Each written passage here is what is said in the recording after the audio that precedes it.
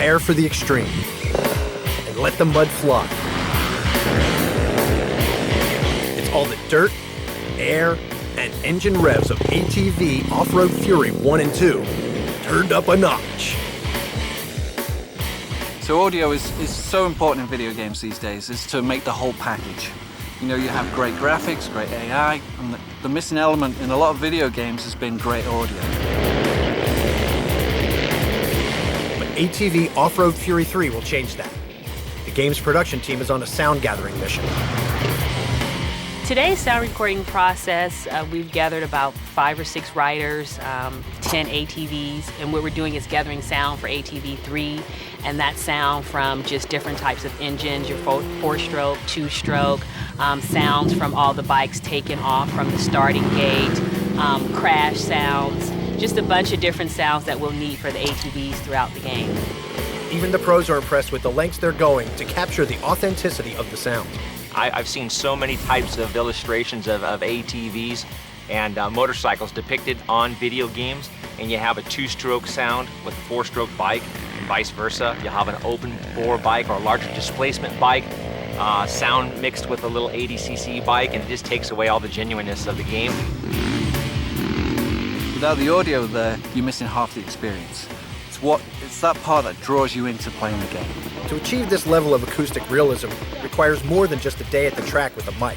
To attain sounds in this game, we've developed a new piece of software that's internal called a crossfader, and it allows us to crossfade between various levels of engine. Recorded pretty good. In the old days, we had one sound, and it was either played fast or slow.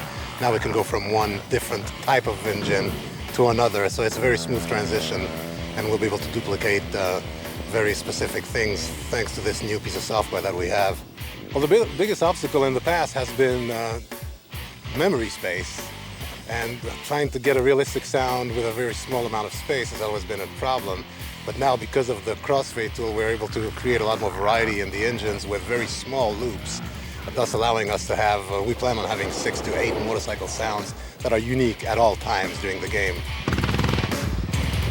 The upcoming title aims for enhanced realism on all levels, and to achieve that, they've enlisted the sport's top guns. What makes the game more real? Well, one of the things is that we're coming out here talking to pro riders. We're getting much more of a feel of what happens in real life. You know, it's something to be said to have guys that really ride, that are really out at the track on a week-by-week basis, and really get to travel around and hang out with all the top pro riders, you know, instead of just some guy sitting behind a desk with a computer that has no clue about the game. So it's something that it gives it a lot of street cred, per se, or I guess dirt cred maybe, being that we're out at a motocross track. I create the tracks for the title. I'm conducting interviews with the riders themselves and trying to get inside their head and try to get the actual gameplay experience of what it's like. We want to see the authenticity there rather than just show 3 or 4 different color bikes. Actually show what the bikes do, how they work up and over the jumps.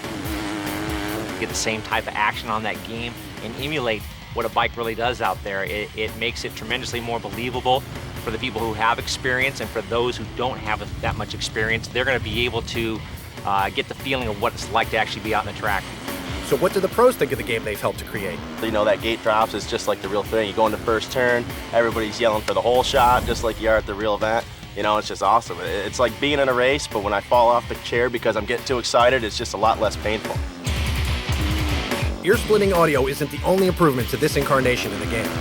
We have a new garage this go-around. Players will actually be able to go in and add new features to the vehicles as far as changing their tires. They'll be able to add logos, change the colors of their vehicles. We've really taken the time to make sure that we've added a lot of content for our online users.